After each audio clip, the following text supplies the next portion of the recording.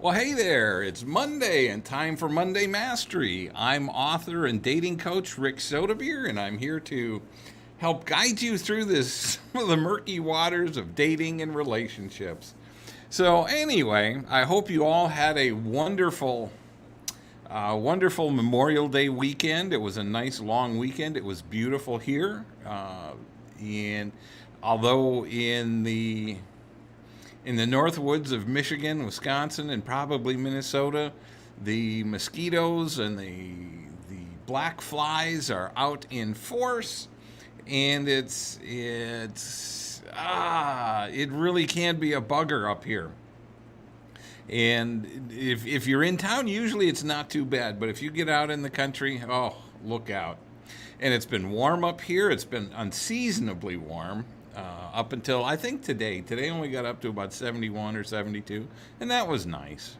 But right now you probably hear a little noise in the background because my studio is still about 82 degrees in here, so it's just a little bit warm, but we'll get that fixed or figured out here shortly. And it's probably time to hook up the air conditioning. So anyway, again, I hope you all had a great Memorial Day weekend and actually a good weekend last weekend.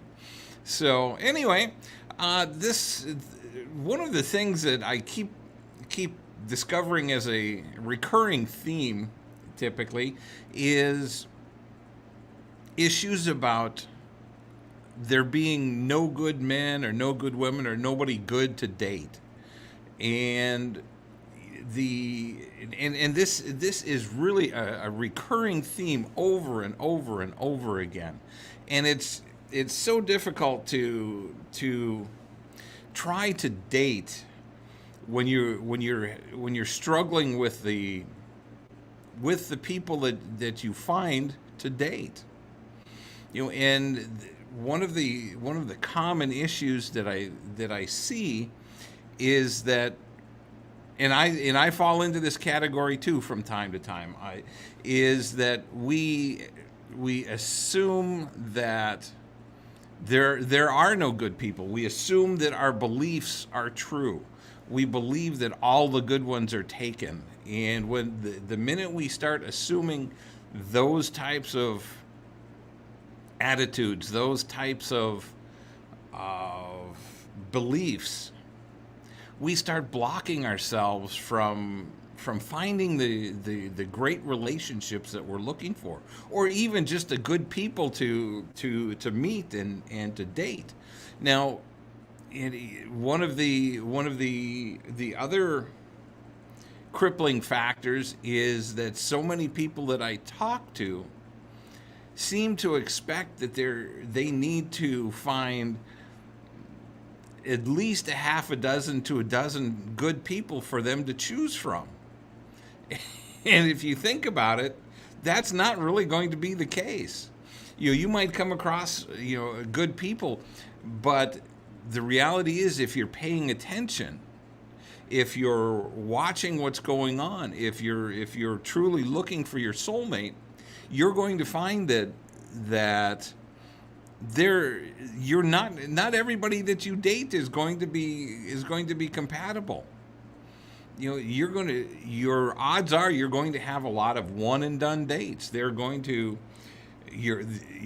have that first date. You're going to you may even have a great time, but you're going to quickly recognize that, well, there's really not a lot of connection here. And for some people, they'll just keep going and going and going and going, and then pretty soon they're involved with this person, and deep down inside, they've known the whole time that this isn't a strong, healthy relationship. And as long as you're doing that, you're preventing yourself from finding that extraordinary mate or your soulmate. And you have to learn to get past the desire to be in a relationship, solely to be in a relationship, and to try to, and ladies, this is primarily for you, but it works for guys too, or it applies to guys too. You have to step back from wanting to give somebody every possible chance to make a relationship work. It's it just it takes too much time and too much effort. And now I'm not saying that you shouldn't. Hey, Marguerite, thanks for joining in.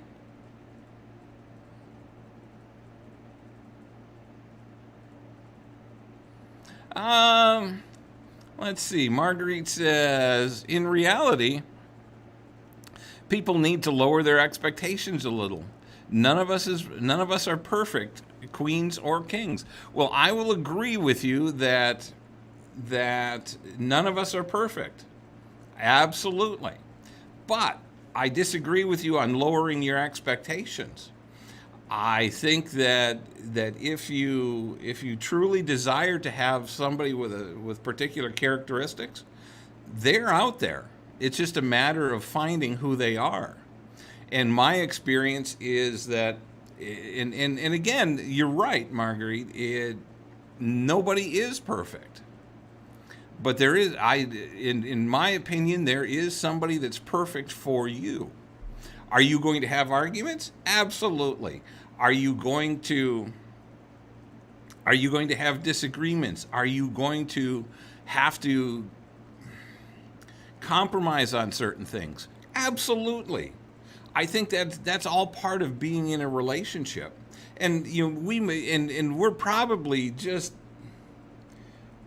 um,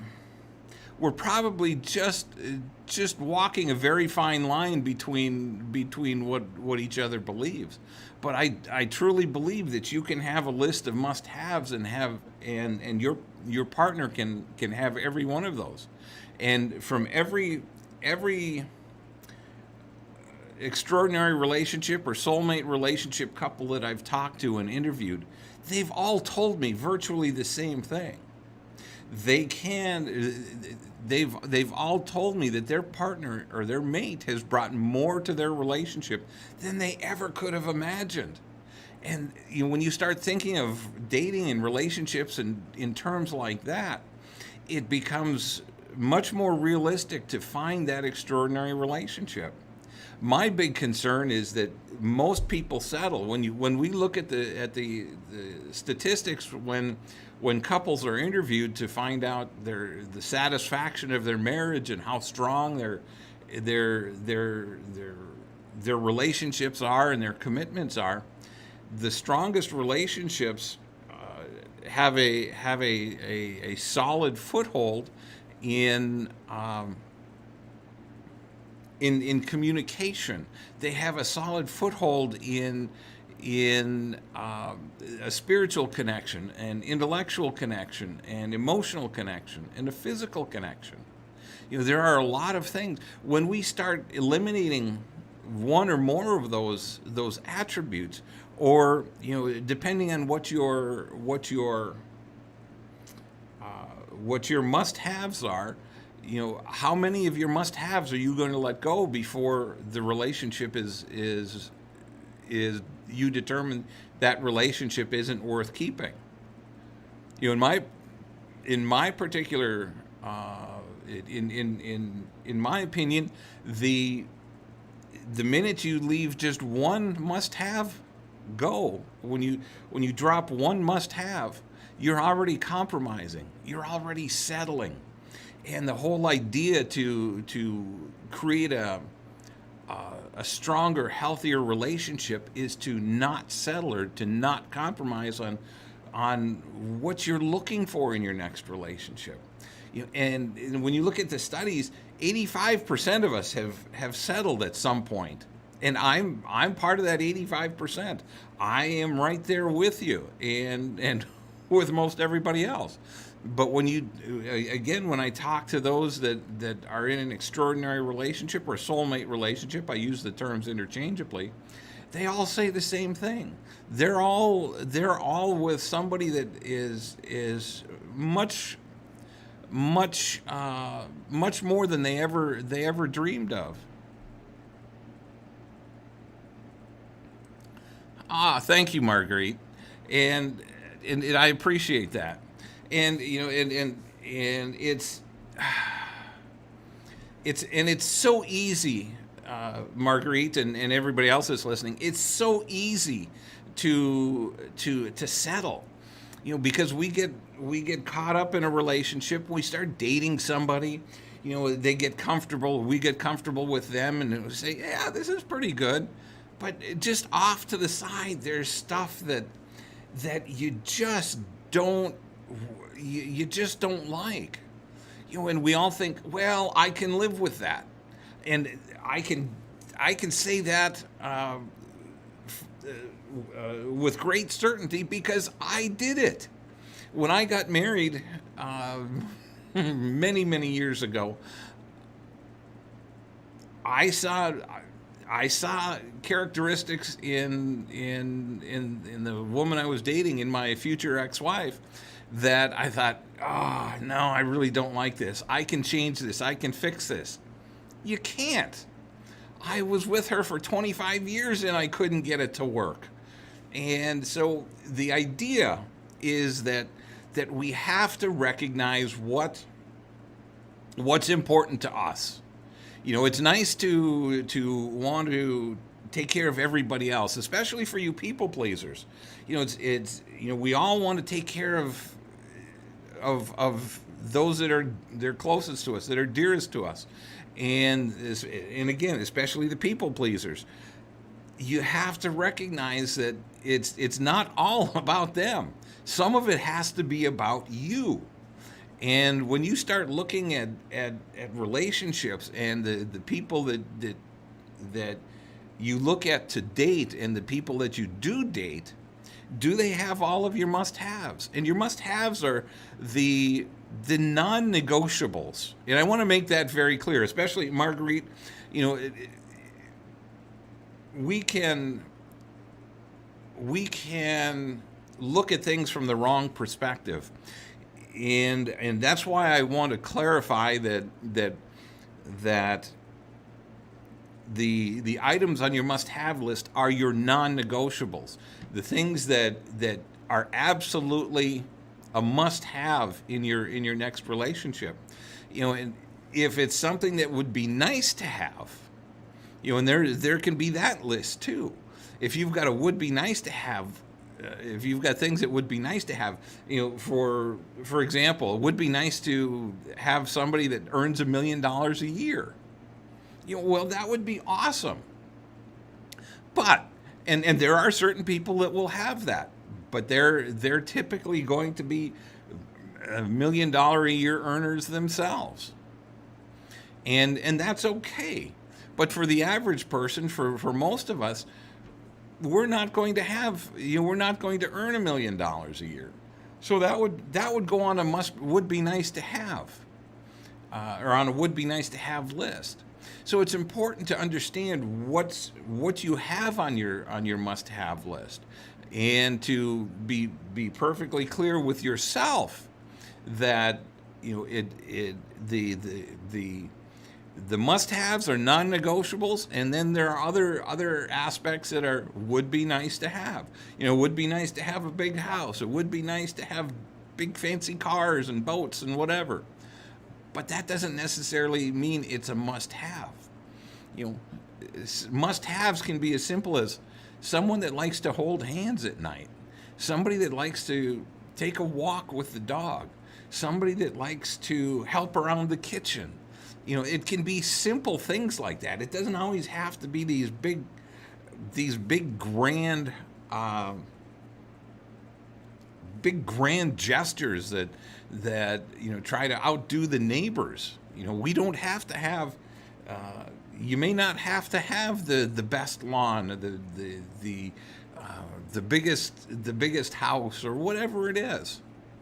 And all of your must-haves are individual to you. It doesn't make any difference what I think. It doesn't make any difference what your friends think. It doesn't make any difference what your children think. I'll modify that a bit. It does make a little bit of difference, but they can have some influence. But You are ultimately the one that makes the final decision. It's your relationship. It's your life. You're the one that has to pay attention to the people that you're dating. And if you're dating people that are not high quality, well, let's stop dating in the dead pool. And there are different levels of Deadpool. We all have our own levels. There are what's right for me is not going to be right for you, is not going to be right for the next person. And so we have to be cautious. We have to watch, like I started to say at the very beginning, what we're thinking. When we start focusing on the fact that there are no good people to date, well, guess what?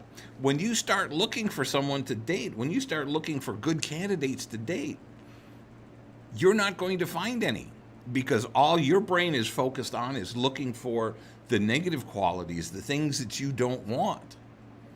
So you need to step up a level or two and start looking for the things that you do want.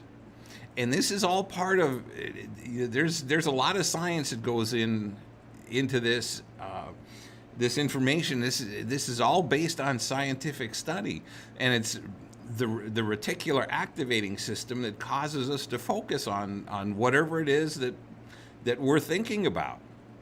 If you go out and start looking for or shopping for a car, well, guess what? You find a car, and on your way home, you're going to find cars virtually identical to what you're looking for. And whether you've bought that car or not, that's what your brain is focusing on. Or even if you do buy the car, when you drive home, you start seeing the same car all over town. So the whole idea is that you need to think about the things that you want in your life. And if you're continually focusing on the things that you don't want, that's where your mind goes. You don't have much control over that. You have to start shifting that and start saying, okay, this is what I want. These are my must-haves. And I was just having this conversation with a friend last night who was just starting to date after being widowed for several years. And we had this conversation about having her write down what her must-haves are. And like 95% of everybody else, she has everything written up, or has everything written in her head. But the idea is that doesn't work, because when you get into the infatuation and raging hormones of a new relationship, all those things go out the window. You might think about something here and there, but the idea is that you have to be grounded in what you're looking for. You have to be able to step back from the infatuation and the raging hormones for, if nothing else, for just a few seconds, to take a look at your list and say, does he have everything I'm looking for? Or does she display any of the traits that I don't want? Does she display any of my deal breakers? Or does she display any red flags? Or does he display any red flag or warning signs? So it's so important to be able to step back out of the infatuation. And I'm not trying to get you to remove yourself from the infatuation. We all like the warm, fuzzy feelings of a new relationship. We love the butterflies in the stomach, the tingly toes, and the jitters that we get on when we're about to see the love, our current love of our life. Excuse me. But those things do wear off, and science shows us that after about 2 years on the outside, those things do go away. And then you need to understand what the real relationship is all about. And if you're with your soulmate you're going to start recognizing that you're going to be doing a lot of things for your partner that it's just out of sheer kindness. It's because you love them. It's because you want to participate in their life and you want them to participate in yours. You want to, what the two of you will do in an extraordinary relationship, what the two of you will do is you'll enhance each other's life. It's a process of you'll be doing things. You'll be giving 110% to your partner, and you may not even recognize it. You may not even understand that how much you're contributing to your partner, but you're doing it because you love them. You're doing it because of all the things they do for you. And this isn't a quid pro quo. It's not I'm doing this because you've done this for me, or I'll do this if you do that. No, it's all about I'm doing this because I want to do this. I'm doing this because I want to give to you. I'm doing this because I want to make your life better. And we all have that opportunity. But it's a matter of finding that right person first. And I know I harp on this, but you have to be crystal clear about what you want. And you have to be crystal clear up front. You can't start dating somebody and not know what's important to you. I've seen it all too often, and for the last 10 years that I've been doing this, I've seen people get into relationships and enjoy the early times, the infatuation part, but then the fun and the exciting love starts to wane, and it can get boring. But it's only boring if it's the wrong person. And so many times we do choose the wrong people, because again, the early times, the exciting times, those are the ones that everybody wants to be a part of. Those are the times that everybody wants to participate in. Those are the romance novel, or the romance movie, the Hallmark movie type romances, and those aren't real. We don't have script writers. We don't have novelists to write the perfect lines. We're all gonna screw up. It's all part of being in a relationship. We have to navigate our romantic lives day to day. It's very simple to think that, when the right one comes along, I'll know it, and it'll just be magic. Well, yeah, you'll probably have some of that magic, but when you really get involved with somebody, when you really connect with somebody, it's going to go much deeper than any other relationship than you've ever had, unless you've been one of the very, very few that has been in a soulmate relationship. If you know, you know. If you've never been in one, I guarantee you don't know, and you won't until you find that extraordinary mate. And I've talked to so many people that I've worked with that have waited, that have been patient in searching for their relationship, that right relationship. That when it does come around, that when you do find that person, it just makes life so much easier. It's like putting a hand in a glove. I mean, you just complement each other. It just works. It's just comfortable, and it doesn't. It's not magic. It takes effort. It doesn't mean you don't get ticked off at each other. It doesn't mean that you don't make mistakes. And I can tell you from vast experience, I've made more than my share of mistakes. But that's part of the reason I'm here. I'm sharing my mistakes with you, and I'm sharing my experiences and my wins with you. So anyway, if any of you have any questions, feel free to drop them in the chat box there on in the message board, and I'll help you out with that, or we'll see what we can do. Uh, so again, you know, if you consider yourself dating in the dead pool, you have to change your dating location, so to speak. You have to change, and you might have to physically change. If you have certain places that you normally go, you may need to go different places. You may need to elevate your dating locations. You may need to go to higher quality places.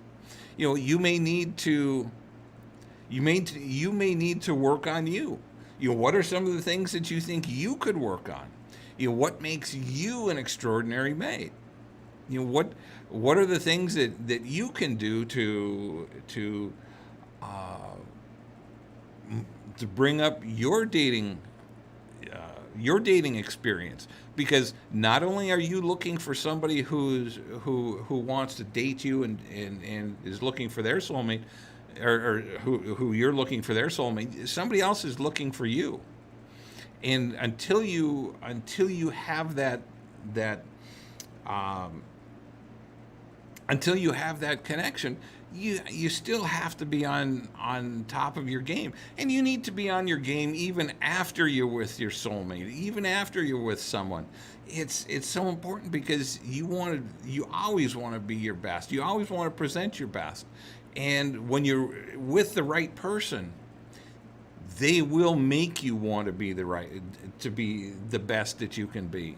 And I've experienced this a couple of different times in relationships, and it is it's almost magical how it makes you feel in the relationship. It doesn't necessarily feel good if it ends. If you eventually find that there are some insurmountable differences, which there can be. It doesn't. You're not necessarily going to find all of the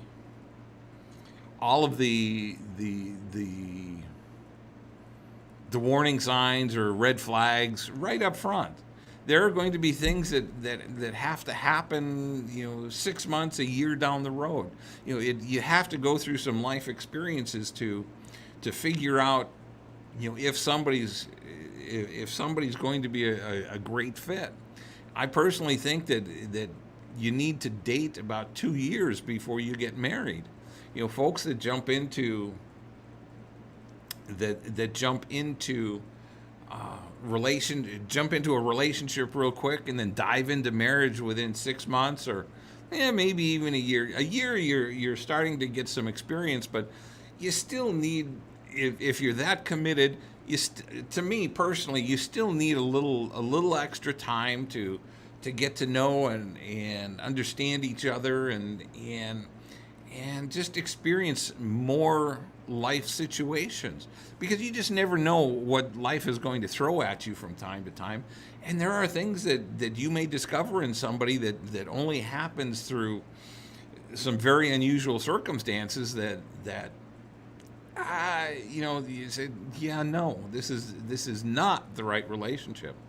And the only time it's a wasted effort is if you recognize that this is not a healthy relationship for you, or if you recognize it's not a good quality relationship, or there's too many things missing, or there's too many red flags or warning signs, is when you stay any significant amount of time after you've discovered those.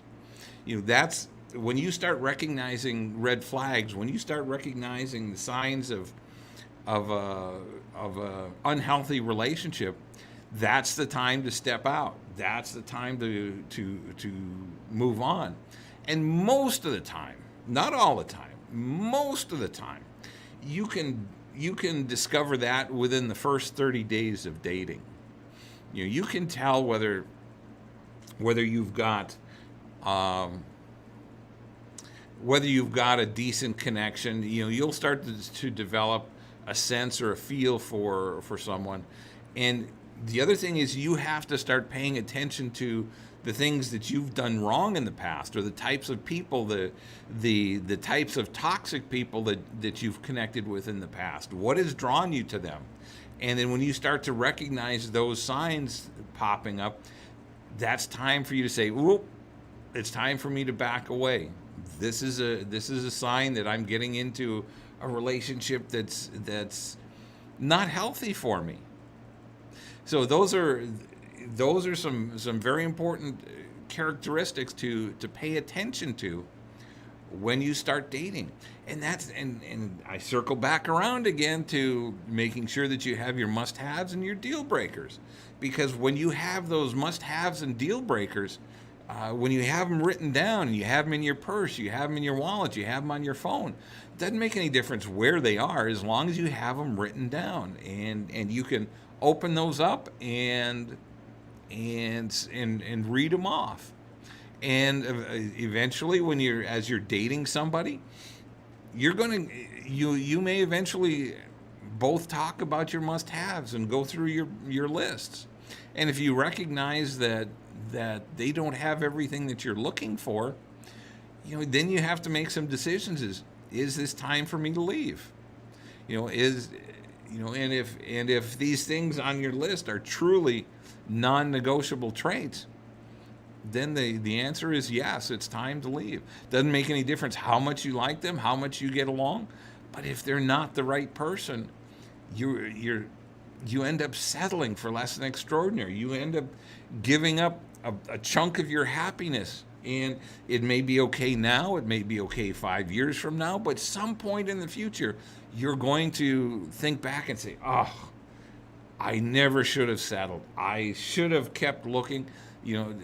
He's a great guy or she's a great woman, but she's just not the right one." And there's a fine line of recognizing that they're not the right one, and not being willing to put in the effort. Because in that not being willing to put in the effort comes when you start to when the infatuation starts to wear off. Now, and that's when you really have to start paying attention. When the infatuation starts wearing off, you have to make sure that you're with this person for all of the right reasons. And it can be, you have to make sure that it's not just a one-sided relationship. I've worked with a lot of people that are madly in love with their partner, but they get, and they do everything, but their partner does not have the same feelings, does not have the same desires to be with them. And unless that's happening, you've got to, that's a relationship you have to recognize also and walk away from. And that's one of the hardest relationships to walk away from, because you're walking away from somebody that seems to have everything you want in a relationship. But if you don't have everything they want, then it becomes problematic. It becomes a one-sided relationship. And that's when relationships can start to get toxic, because they don't,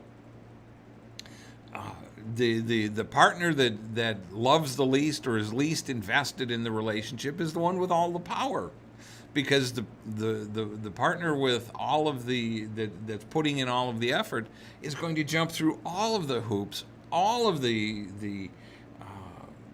hurdles, go over all of the hurdles, whatever you want to call it.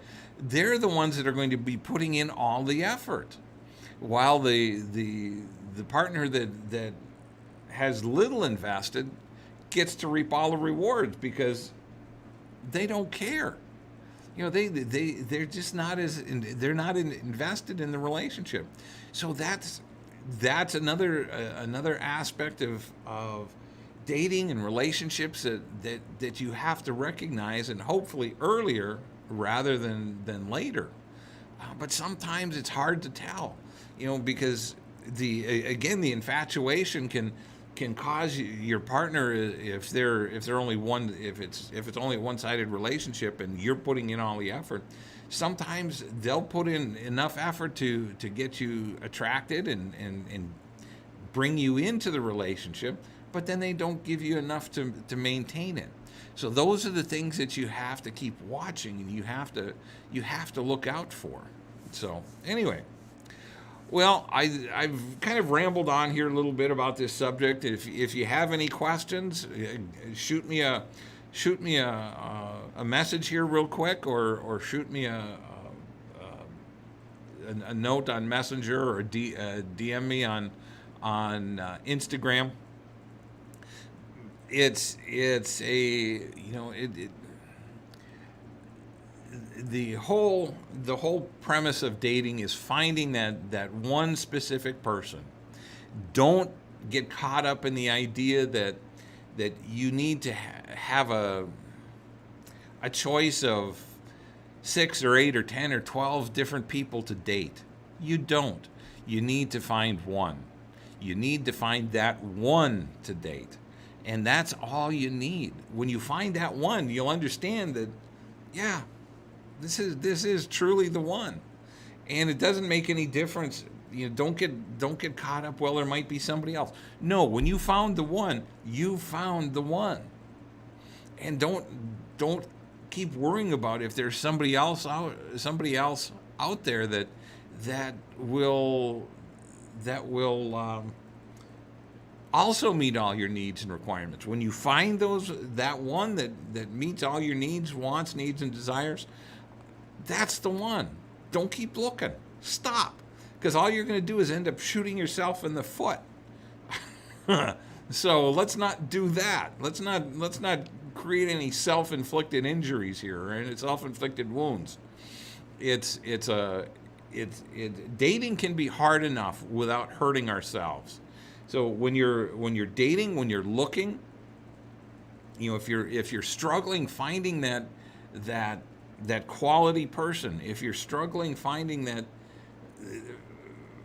the level of person that you want to be with, then you need to look at the dating pool, or if it's a dead pool, you need to extract yourself from that dead pool. You may need to change your circle of friends.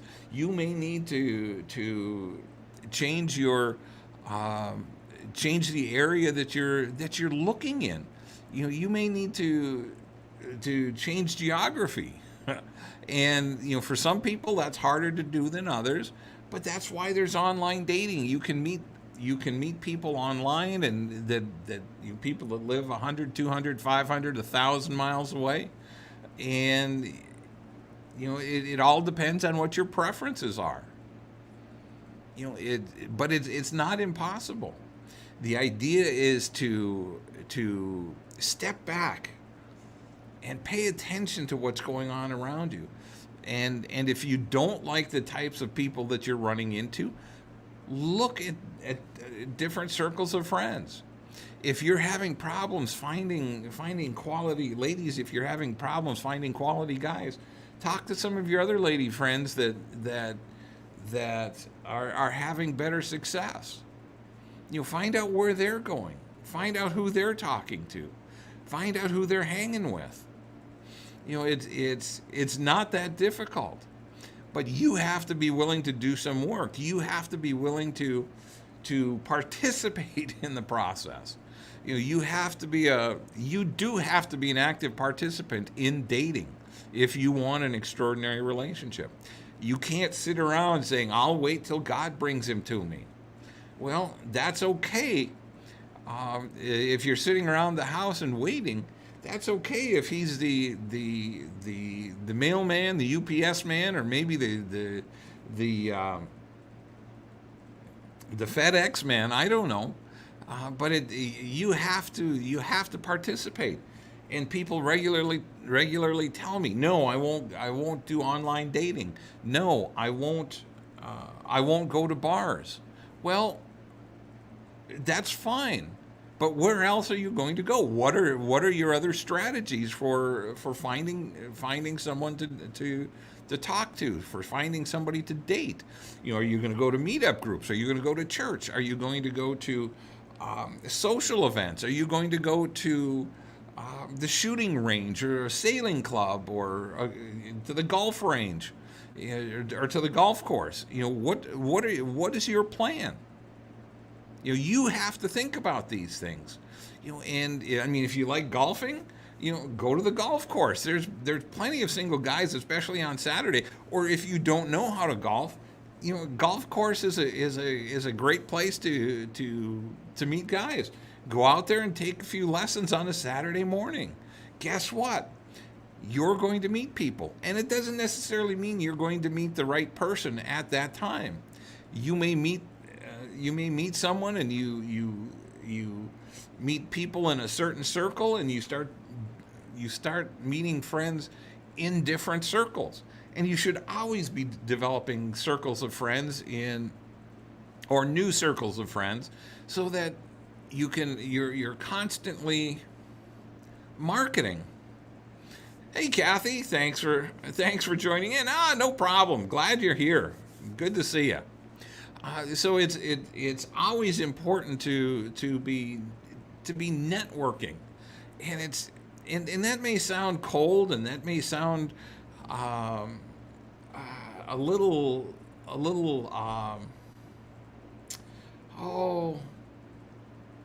calculating, I guess. But it's what we have to do today to find that extraordinary mate. We don't want to, we're no longer in a situation or in a society where we have prearranged marriages, and we haven't had for about 120 or 150 years. So and in some respects, dating can be so much easier today. Texting, online dating, you can reach out to somebody and start a conversation so much easier than you can even 40 or 50 years ago when I was dating. About 55 years ago, about 50 years ago, dating for me was brutal. Dating was a oh man, it was a challenge. Just the nerves that I would develop trying to get up the courage to ask a girl out. As time got on, it got a little bit better, but for many years it was a struggle for me. And it's gotten to the point, and now that I do this as a living, it's a little easier. But I promise you, I still get nervous about asking a woman out on a date. None of us wants to fail. None of us wants to stumble. None of us wants to make a fool of ourselves. But guess what? We're all going to do it. And odds are we're judging ourselves more harshly than anyone else is. So we just have to pay attention, and sometimes not pay attention to everything that's being said. You have to think about, it's not gonna be the end of the world if you make a mistake. And I've made more than my share of mistakes, and 95% of the time people are just gracious, and we have a chance to laugh about it afterwards. While it may be any particular situation may be embarrassing at first, it may be uncomfortable at first, but after all of the embarrassment and frustration and whatever else is the anxiety that's built up inside us, once that's gone, once that wanes and drifts off, we're all having a good conversation. We're all talking. We're all learning. There are going to be conversations that you have with people. It's going to be like pulling teeth to get somebody to say something. And you just realize that, okay, this isn't a good fit for me. You might give it a second try, and if it goes the same way, okay, maybe not.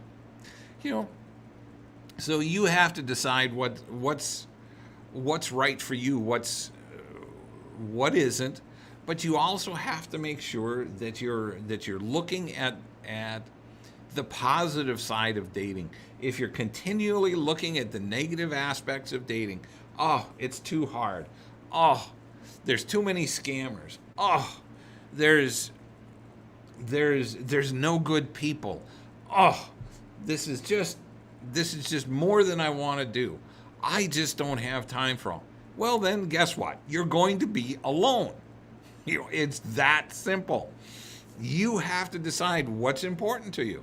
This is not a forever job. This is not or forever activity. If you're working at it properly, you're going to find someone, and then you're going to recognize, yeah, this was all worth it. But none of it happens unless you're active. None of it happens unless you're doing something. And as much as it may be difficult, and as much as you may have to push yourself, as much as you may have to get dressed up on Friday night or Saturday night and go out, and say, oh, I really don't want to do this. But when you get out, 90% of the time, maybe 100% of the time, you're going to go and have a good time. Even if you didn't meet somebody, even if you didn't meet your soulmate, you probably went out and had a good time. Maybe you went dancing. Maybe you went to do some mini golf, or whatever it is you want to do. It's your choice, but you're in control. Nobody else is. You have to make sure that you have a good attitude, that you're setting you're being a positive role model for yourself. You have to get up, get out, and get seen. That's all part of dating. People have to know you're available, and you can't do it sitting at home. You can't do it always hiding behind a phone. We have to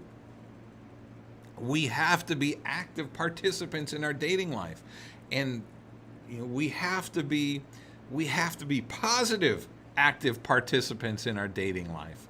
And if you're not a positive, active participant, you're going to have a lot of struggles. You're going to be struggling with a lot of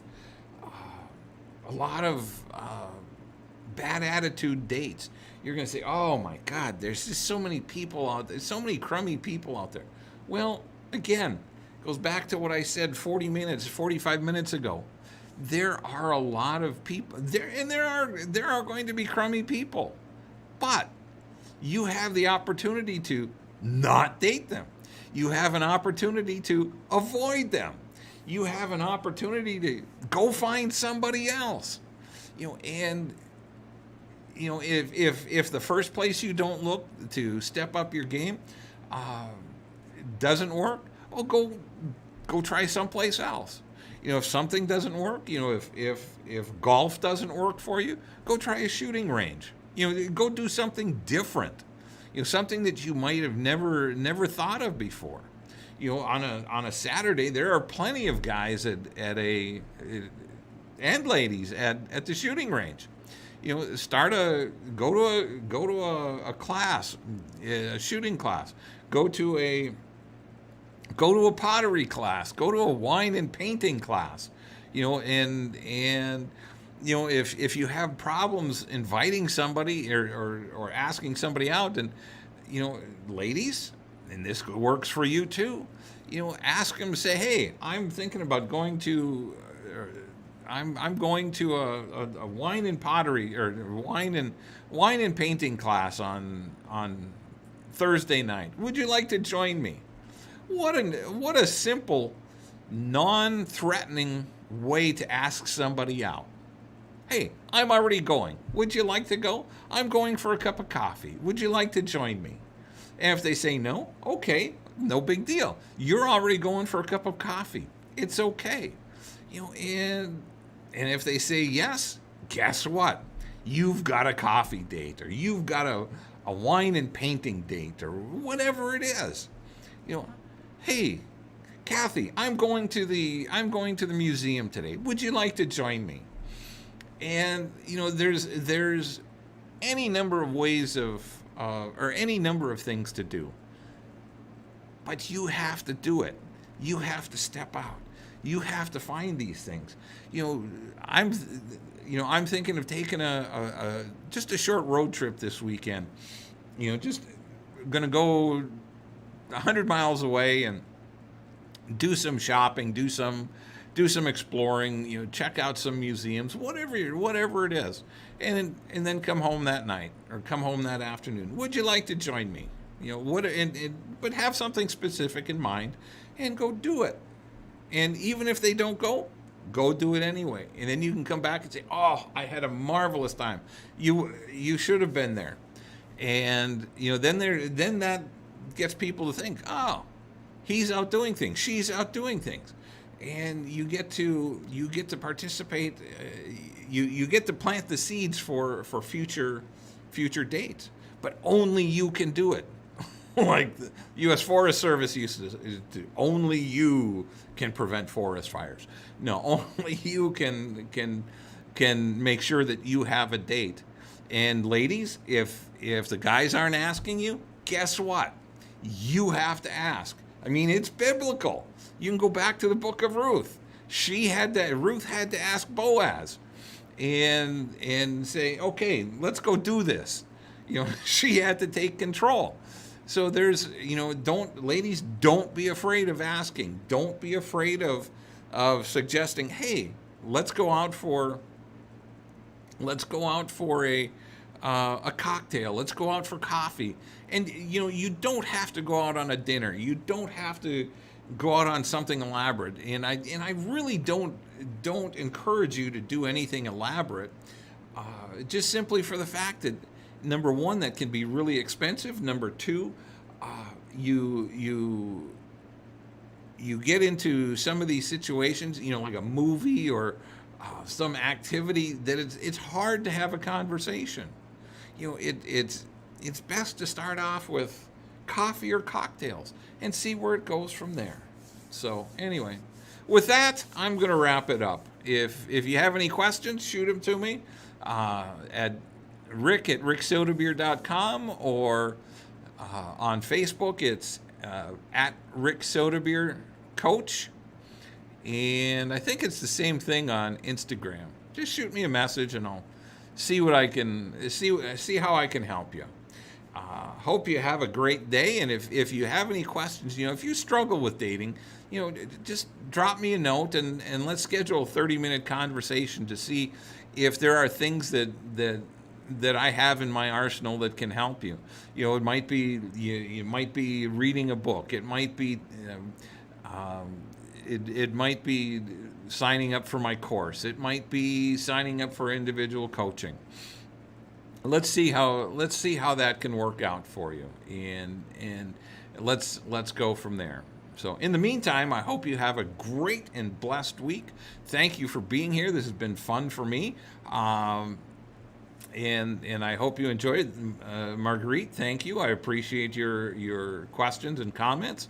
And Kathy, I thank you for being here. And everybody else that's popped in and out for the hour.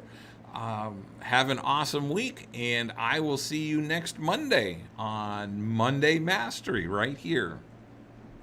Have a great evening, everyone.